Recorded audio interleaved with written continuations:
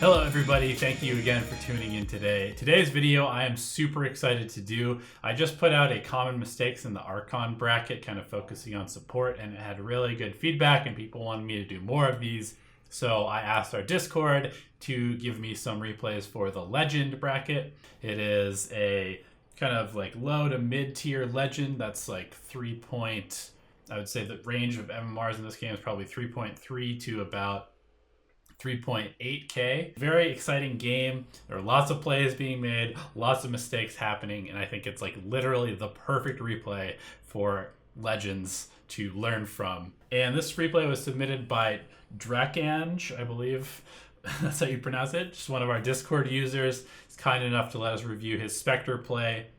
And Spectre is a hero that is starting to get some play now in the pro scene. I think it's an extremely good hero. All right, so the first thing that we're going to look at is this laning stage itemization. And we see that Drekanj is prioritizing Magic Wand over Quelling Blade. And I just want to talk about this because Quelling Blade on Spectre is like a very mandatory piece of your kit as early as possible. Number two, Wand doesn't really make a whole lot of sense to me this game. I know that last patch, and for many patches, Wand was basically like an every game item for every single hero. It is no longer like that because it doesn't have HP regen passively, and the recipe, the buildup is worse. So the item is just significantly worse, and it's much more situational in my opinion now. Against a Weaver, yes, Weaver is going to be using his Shikuchi a lot, but it's not enough spell casting for you to justify buying a wand, in my opinion. I think that if you're worried about mono regen, you have a Mango, first of all. You can ferry more regen, but also just going straight for Aquila and then maybe getting an Urn, for example, will handle your mono regeneration. And I don't think that you need a wand against a solo Weaver. The lane keeps getting pushed into his tower. So having a Quelling Blade is vital to last hitting under the tower as Spectre. Right here, we see that he goes over to buy the Quelling Blade as opposed to going over to contest this pull. And throughout the course of this game, we see that this Weaver just does this pull over and over and over and over again. So the Weaver is playing extremely well. That's what you need to be doing as an offlaner when you're facing a lot of harass, is just pull the side camp, push the wave out, pull the side camp, push the wave out, pull the side camp. So Weaver is doing a great job. Now, as a carry, I mean, first of all, this Disruptor is not doing his job very well. He should be harassing this Weaver more. He should be contesting the pull. But you can't control what this Disruptor is doing. You can only control what you're doing as the carry. So what I would suggest is you go contest when you can. But if you have a big wave under tower, then just farm that. If the Weaver then pulls, one thing you can do to stop the pull being so effective is during some downtime, kill a couple of the creeps in the hard camp, because then there will not be enough damage to kill off the enemy creeps, and therefore you will get a double wave pushing into your tower and get some more experience and hopefully some more last hits as well. You should be telling your Disruptor, hey man, can you go help? Or like block the camp with a ward, and if they won't do that, then you just do it yourself. Buy yourself a ward, or simply do what I said, kill the hard camp, and move on from there. Now, another thing that we're witnessing in this laning stage is one of the biggest things that I see in this particular bracket of game is that aggression is just, it's like an afterthought for a lot of these players. So this Spectre has gotten a lot of buffs to Dagger. Dagger's a very good early game spell now. It's pretty cheap. It allows you to do a lot of damage, allows you to CS, allows you to track this Weaver, which is super valuable. And I think that you could be playing way more aggressive in this lane. You're kind of just letting this Weaver do whatever he wants. And I'm not saying that you could kill the Weaver as a Spectre, but what you would be able to do is force him off the creep wave, especially when Disruptor is here. Disruptor was in this lane for 5 minutes. And in that time, Weaver was able to survive on his initial tangos and then one more set of tangos that he ferried out to himself. He's got almost as many last hits as you, and he's really not feeling threatened at all. Like, you have a ton of mana. Just dagger this guy. Dagger him over and over and over and over again. You have mana regeneration from your wand charges. You have a Mango in your inventory. Weaver is not a hero that has a lot of HP, and you can see that his regen is very low. He's playing super greedy. He does not have enough regen to be in this lane. You should be daggering him and running at him. Daggering him, running at him. Daggering him, running at him. Force him out of the lane so you can CS properly, and you also deny him a bunch of farm. Alright, so now we're going to see that the Spectre gets Haunt. This is a big power spike for the hero. And immediately starts looking around the map. Now, that's good. I definitely, as a carry, it doesn't just have to be Spectre, but you definitely want to be looking for a fight. Your job is to get as much farm as possible. And the best way to do that is to simply kill creeps. Because they're easy farm, there's no danger in it for you. So just kill the creeps, and if your team happens to get into a fight, then look for a Haunt, use your ultimate, go back to farming. So another thing that we're looking at is target priority. Target priority is really quite abysmal in this bracket, I would say. People just kind of don't really have a fight plan. We see Spectre Haunt, and he goes on this Omni Knight. Now, I want to just back this up for a second because Luna is at 200 HP. So there's a Haunt illusion right here. Yeah, you'd be under tower, but this Luna doesn't have ults. Got 200 HP. You're a Spectre with a stat shield and Aquila. You have 500 HP. You have wand charges and a Tango. If you just go on this Luna, Omni Knight's not in range to heal. He doesn't have mana for it. You just go kill this Luna. Dead. Then you can come back for this Omni Knight. Instead, you go on this Omni Knight, who is a position 5 support. Doesn't really matter. Super hard to kill anyway. And so your first Haunt has essentially been wasted because there was a free kill that you didn't take. Alright, so in this instance, what I wanted to talk about is that it's really important to have sort of an idea of what you're going to be building in this game, because it allows you to be a lot more efficient with your item choices. We see here that he TP'd back bottom. He's buying some tangos because he needs some health regeneration. And this is definitely a game where you want an Abyssal Blade. Your team is fairly low on disables. You really actually have, in fact, you have no stuns. You have one root. You have, I guess, the Supernova stun, but other than that, you have no lockdown against this Weaver, TA, Luna, Pudge, Omni Knight. That's a problem, and we're going to see that be a problem later on. So you should know that you need Abyssal Blade this game, and instead of buying a set of tangos, you could buy a Ring of Health, which would help you sustain in lane, and it would actually allow you to farm and fight much earlier than you do in this game. We can see that he's going for straight Radiance, and I've made a number of videos about greed as carries, and I cannot stress enough how much I hate going straight Radiance, Brown Boots Radiance on Spectre. I think it is absolute garbage. I think you should never, ever, ever go this build because it is super useless until like 25 to 30 minutes. So your team's been playing completely 4v5 for the entire, they have to survive for 25 minutes alone. And so just to go back to itemization real quick, we see that this Spectre, he can't even be here. He has to play so scared because he literally cannot do anything. There is no reason for a Weaver at 15 minutes to be able to 1v1 a Spectre. Spectre has damage mitigation. Spectre has Desolate, which completely owns people one-on-one. And yet, he can't even threaten this squishy-ass Weaver because he's going Brown Boots Radiance. If he had treads, even if he just had treads and didn't have anything else than what he has, this Weaver couldn't just bully him out of the lane. You have more impact in fights as a 1500 HP Spectre that can right-click people than a 900 or 1000 HP Spectre with a Radiance and no attack speed and no movement speed and no damage other than the Radiance burn. Alright, so here we have Spectre sitting in the trees with his Radiance off, looking to start a fight. This is just the wrong way of playing Spectre. There's zero reason to not be farming right now because you can immediately be in the fight whenever you want to be.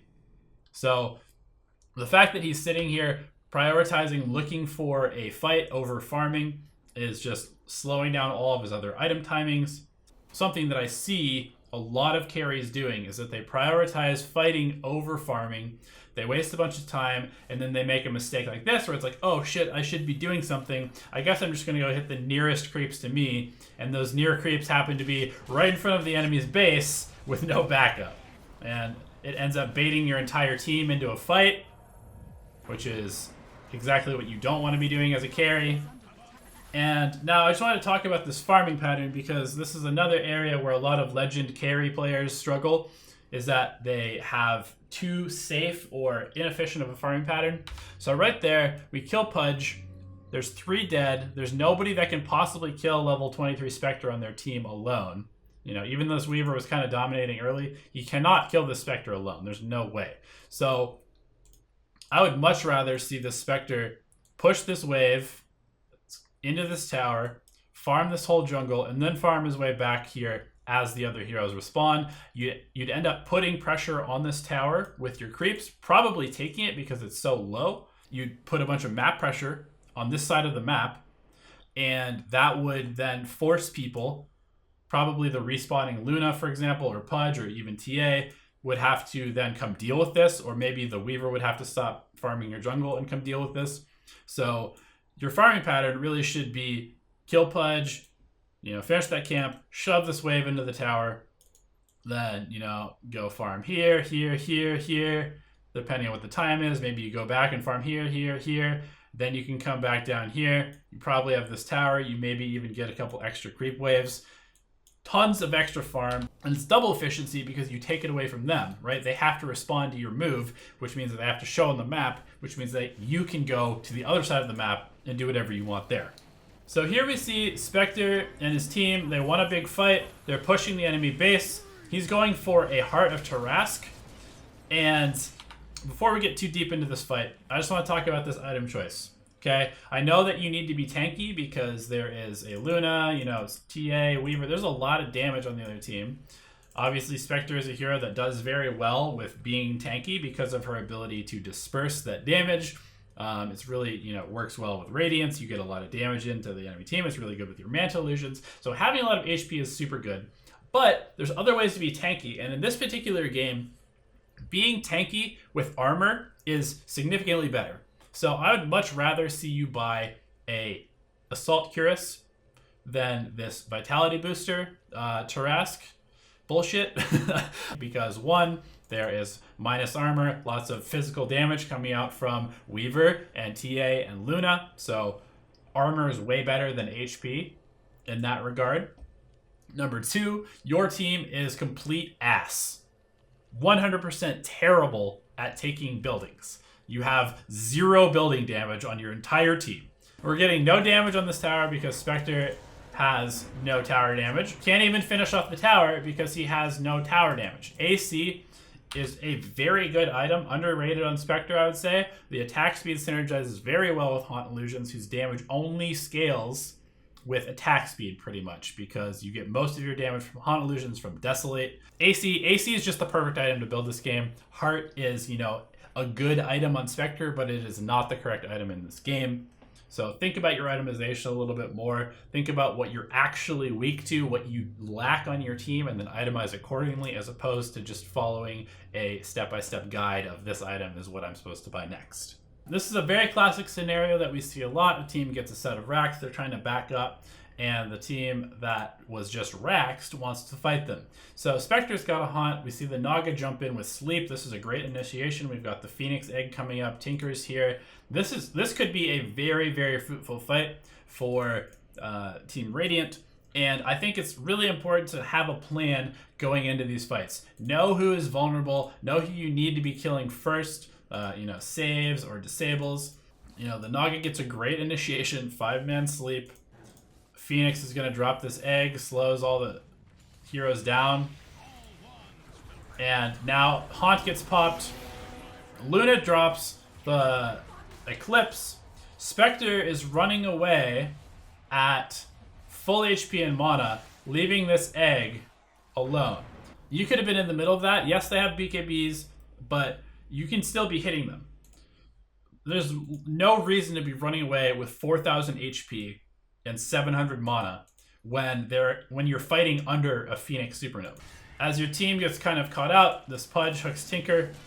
Again, we're kind of just like running around, hitting creeps.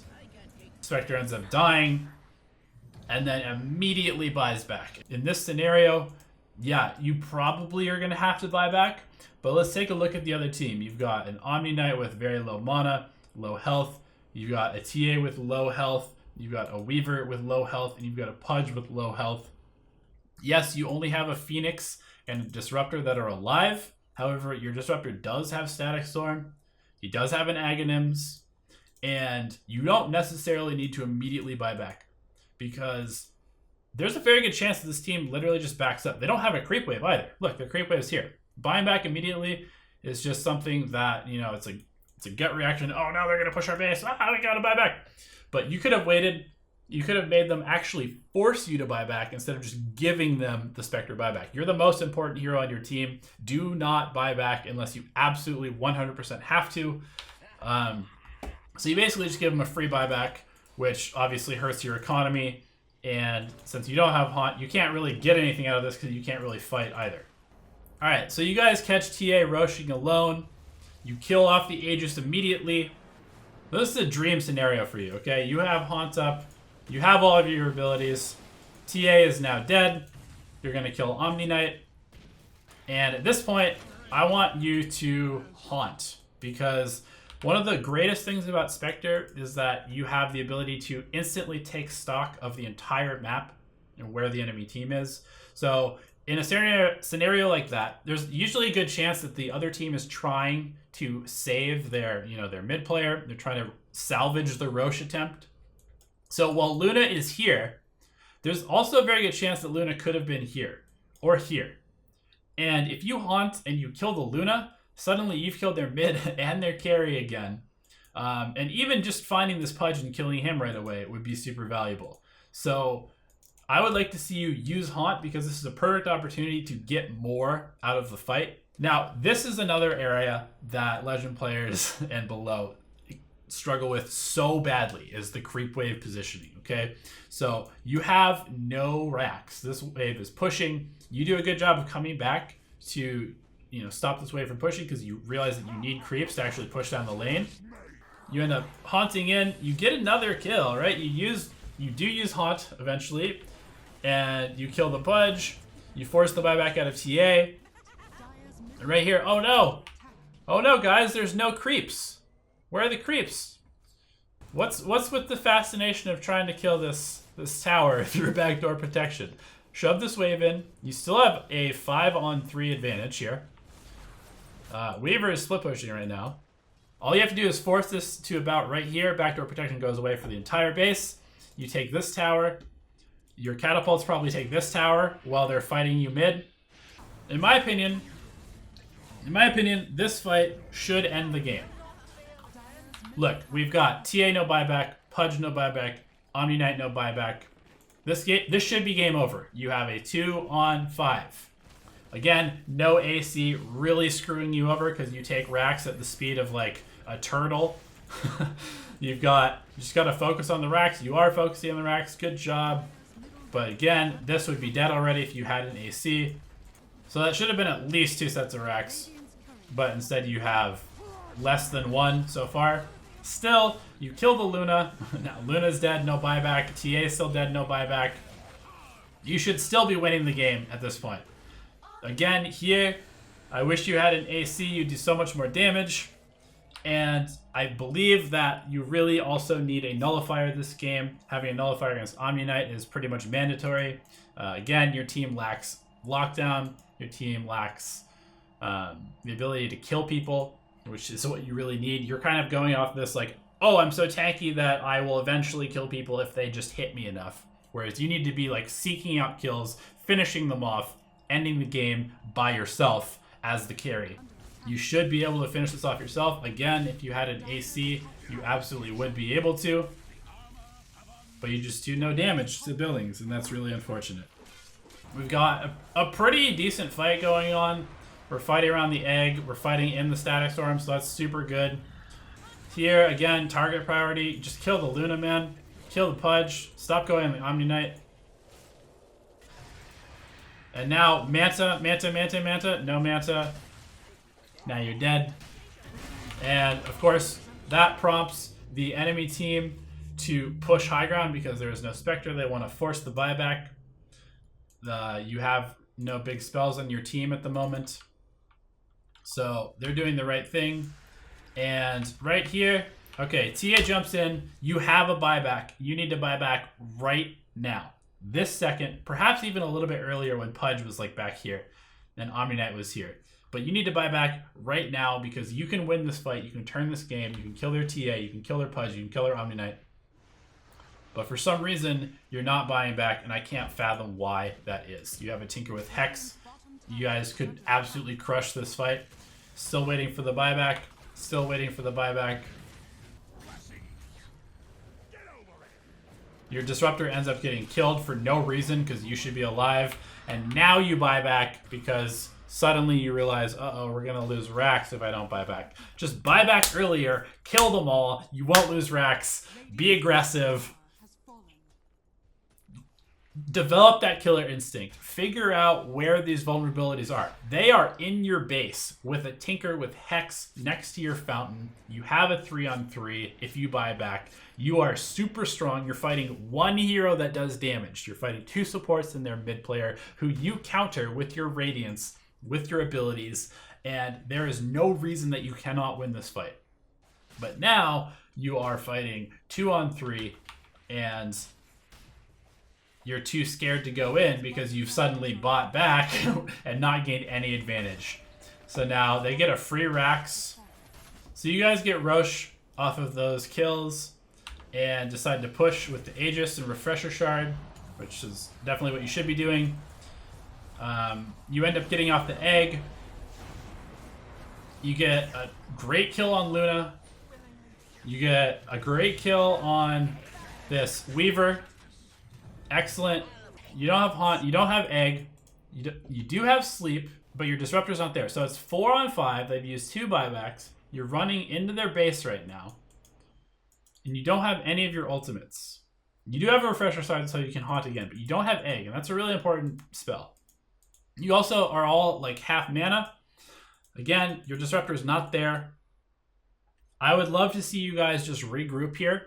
This is one of those, another thing that I see a lot of Legend and below players do, is they get too hype off of a fight when 55 minutes in, let's get out of this game. We just got 2 buybacks, all we have to do is just kill them all again. But you killed them because you had these spells and you got a good initiation as they were trying to get back into their base. But now they want to fight you. They just bought back. They are ready to fight you. And so you guys end up running in, use the Refresher to get Haunt back up, and you're just kind of milling around, not really sure what to do. I don't know what your Disruptor is doing, but he needs to be at this fight immediately. But you end up just kind of like hanging out in this really terrible spot against the Pudge. You should just be backing all the way out, regrouping with your Disruptor, and then pushing in again. Instead, you guys end up getting picked off. Alright, so I told you guys this is a crazy game. The other team just tried to push. They got all killed. There's no buyback on Luna, no buyback on Weaver. We've got 5 alive against, we just killed the Pudge, no buyback. We've got creeps out of the base. No glyph. No BKB on TA. Where's the AC, man? Where's the AC? You don't have an AC. You can't kill these towers fast enough. But still, this game should be over. This game should be over. You've just won the game. Just keep hitting the towers. Good job. I think that this is fine, killing this TA.